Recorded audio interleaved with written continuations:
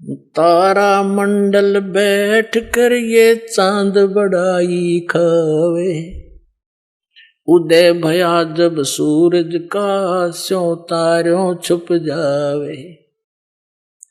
अभी तक हम जिस भी देवी देव ने पूजे थे, हमने वो गणाय महिमावान लगे था, और परमात्मा के इस ज्ञान की रोशनी में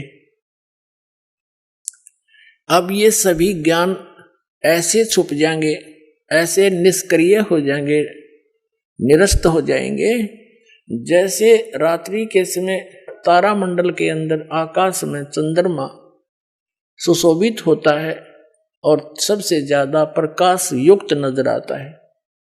जब सूर्य उदय हो जाता है, वो रहता विद्यमान है पर उसका अस्तित्व नहीं रहता, हमारे लिए उसकी आवश्यकता नहीं रहती उस समय। तो अब ये सूर्य का उदय हो रहा है।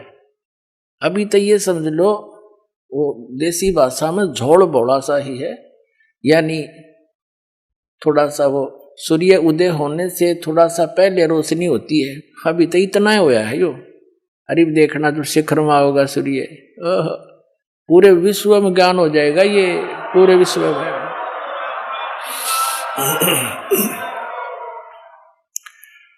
तो परमात्मा क्या बताना चाहते हैं कि आप यहाँ के वासी नहीं हो, आप सतलोक में रहा करते, वहां सारे सुख थे, और अपने पैर पर आपको आड़ा मार लिया। ये दास एक जूनियर इंजीनियर था इसमें, कंस्ट्रक्शन सिविल के अंदर, हरियाणा में इरिगेशन डिपार्टमेंट। तो वहां पर एक बहन अपने 2 बच्चों को लेकर मजदूरी करने आई हुई, और वह लड़की मजदूरों की जैसी नहीं लगे थी। फिर भी कोई इतना विशेष ध्यान निगाह में कोई बात नहीं, पता नहीं परमात्मा किस घर में कैसा बालक हो जाए। फिर वो रो रही थी, रोने लगी। कुछ देर बाद दूसरे तीसरे दिन जब हम दोबारा गए, उससे पूछ बैठा, बहन क्या बात है, क्यों रो रही हो? वहीं पर और कई मजदूर बैठे थे, बेलदार वगैरह, उनकी पत्नियां थी। वह बहुत बुरी तरह रो ही रही थी।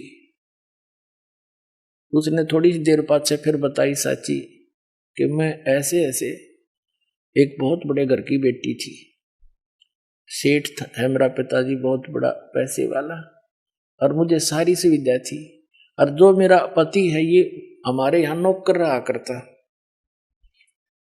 और मैं इसके जाल में फंस गई। मैं इतनी प्रभावित होगी, मेरे माता पिता मेरे आगे रो भी दिए, उन्होंने मेरे पैर भी पकड़ लिए, बेटी कुछ भविष्य देख ले तू अपना, तू कहाँ जा रही है, रोटी टाइम पे मिले नहीं, क्या हाल होगा तेरा, लेकिन फिर हम तेरे को घर नहीं बढ़न देंगे, या तू पक्की सोच लिए। मैंने एक नहीं मानी, और इस मेरे पति की बात में इतनी फंस गई, हम वहां से घर से भाग गए।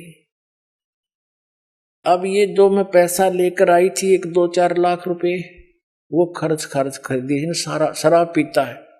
अब मैं मजदूरी करती हूँ और वो मेरे पैसों से शराब पीता है, और बोल लो तो मैंने रोज कूटे। अब कोई मेरा वाली वारस रहा नहीं कि मैं दुख रोज दूं जाके, मैंने अपने पैर पर आपको आड़ा मार रखे। तो पुण्यात्माओं, आज आपकी वो दशा है, आप उस समर्थ ने छोड़ के इस कंगाल के साथ आ गए, और यहाँ हर एक चीज का टोटा, समय पर टूक नहीं, वर्षा हो जा 2 दाने हो जा, ना भूखे मर जा, अकाल गिर जा। उस समर्थ को, उस स्थान को छोड़कर आप यहाँ भिखारी बन गए, और वहां सदा व्रत था, यहाँ टाइम पर टूक नहीं मिल रहा। 90% व्यक्ति दुखी है, यहाँ 90% हैंड टू माउथ है,